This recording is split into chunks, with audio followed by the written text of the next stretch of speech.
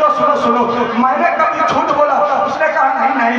मैंने कभी दगा किया? उसने कहा नहीं नहीं। मैंने कभी नमाज छोड़ा? उसने कहा नहीं नहीं। मैंने कभी शरीयत मुस्तफा के खिलाफ करने की कोशिश की?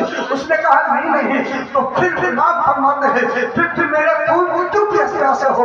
तुम मेरा खून क्यों बहाना चाहते हो? मैं आपसे एक चीज अर्ज करना चाहता हूँ, इमाम हुसैन करबला की सरजमीन पे यजीदियों से कितना क्यों कर रहे हैं? वो अपने नाना की सुन्नत को जिंदा करने की कोशिश कर रहे हैं। एक वक्त याद आता है जब नबी दो जहां सल्लल्लाहु अलैहि वसल्लम ने सुल्तानुल अंबिया सल्लल्लाहु अलैहि वसल्लम गोहे सफा पर चढ़ करके अहले मक्का से ये ऐलान किया था, ओ लोगों सुनो, मैं अल्लाह एक है और मैं अल्लाह का रसूल हूँ। सब लोगों ने नबी को ऊपर पत्थर बरसाना शुरू कर दिया था, लेकिन पत्थर बरसाने से पहले नबी ने यह पूछा था, ऐ लोगों बताओ मैं तुम्हारे साथ कभी झूठ बोला?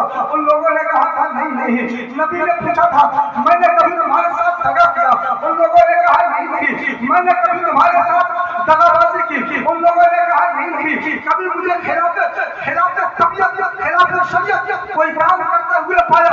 उन लोगों ने कहा नहीं नहीं। फिर उन्हीं लोगों ने जब वहदानियत का ऐलान किया था, नबी दो जहां सल्लल्लाहु अलैहि वसल्लम ने, तो उन्हीं लोगों ने पत्थरें बरसाई थी।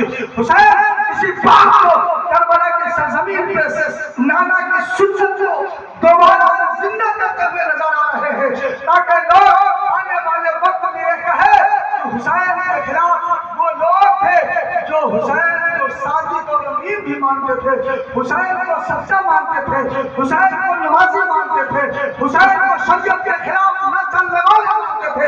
हुसैन कौन थे? हुसैन नमाजी थे। हुसैन कौन थे? हुसैन शरीयत के पासदार थे।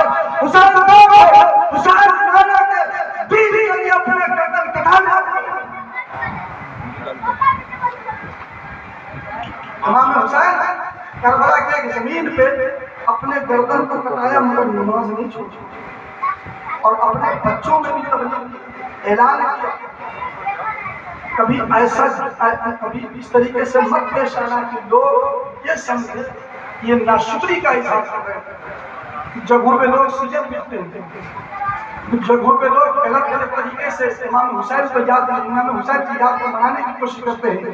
याद रखना, इमाम हुसैन उन गलत रस्म रिवाजों से खुश नहीं होंगे, बल्कि अगर खुश होंगे इमाम हुसैन तो अगर हम उनके बताए हुए तरीके पे अमल करते हैं तो इमाम हुसैन खुश होंगे। इंशाअल्लाह अज़ीज़ इमाम हुसैन जो दुनिया में जिसके साथ मोहब्बत करेगा, क़यामत के दिन वो उसी